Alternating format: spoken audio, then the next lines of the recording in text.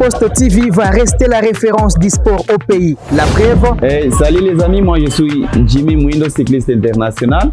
Suivez-nous sur Kivu Morning Post. Allez. Je suis Jackson Lunanga, international congolais. Je vous invite tous à suivre les sports sur Kivu Morning Post. Je suis Jacques Yanga, journaliste et sportif basé en RDC, en direct de Kivu Morning Post. Très chers amoureux du sport, merci d'être sur Kivu Morning Post TV. C'est parti pour cette nouvelle production de Total Sport. Nous allons parler du football en République démocratique du Congo avec la Fédération congolaise de football association qui a désormais des nouveaux animateurs pour diriger l'instance qui gère le football en République démocratique du Congo. Il s'agit d'un comité de normalisation mis en place par la Fédération internationale de football association. L'incertitude plane encore sur les retours du championnat national de la Linafoot malgré la publication du calendrier par les comités de gestion de la Ligue nationale de football. Un dernier tête-à-tête aura lieu ce vendredi. Nous allons en parler dans la deuxième partie, mais avant d'en arriver là, abonnez-vous massivement sur Kivu Morning Post TV.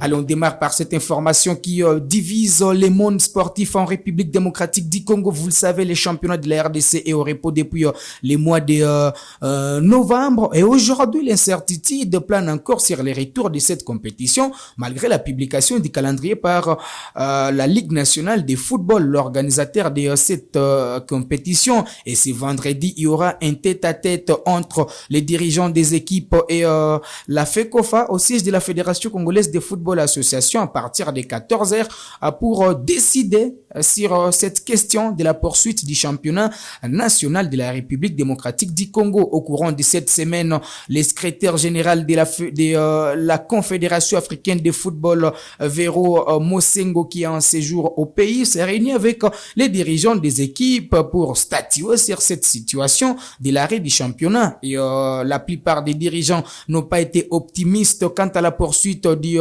championnat et ils ont émis le vœu de voir cette compétition s'arrêter à ce stade et préparer la saison prochaine. Et donc aujourd'hui nous aurons des détails sur la poursuite de cette compétition puisque c'est vrai que la Ligue nationale de football a rendu public les calendriers, mais certains problèmes n'ont pas toujours des solutions. Les manques d'infrastructures sportives pour permettre aux équipes d'évoluer dans de bonnes conditions, mais également les traditionnels problèmes de flux aérien. Donc, si les championnats se poursuivent sans trouver des solutions sur ces situations qui bloquaient la compétition, donc l'organisateur aura toujours du pain sur la planche et les dirigeants des équipes ont émis ce vœu d'arrêter cette compétition et préparer la saison prochaine dans de bonnes conditions. Avant l'arrêt du championnat, c'est la formation de l'ASV Club qui était en tête de cette compétition avec 31 points au tableau de pondération, suivi par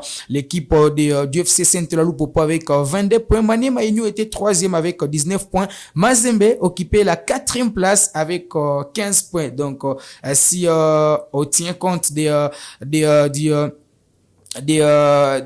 classement avant l'arrêt du championnat, donc les 3 équipes seront déjà qualifiés pour jouer les interclubs de la CAF. Mais si on revient sur les classements de la saison finissante, on aura donc Mazembe, V-Club en Ligue des Champions, Lupopo en Coupe de la Confédération et les Derinkle Motema Pembe aussi en Coupe de la Confédération de la CAF. Donc, ça va rester un dossier à suivre. On va enchaîner avec cette information. Le secrétaire de la CAF est en séjour au pays pour plusieurs missions. Parmi ces missions, il y a en tout cas l'installation du comité de normalisation à la tête de la Fédération congolaise de football association. Et on connaît désormais ces comités de normalisation qui sera patronné par Guy Kabea, qui sera d'abord le vice-président, aux côtés de Dieudonné Sambi, qui sera désormais le président de ces comités de normalisation. On aura Sabin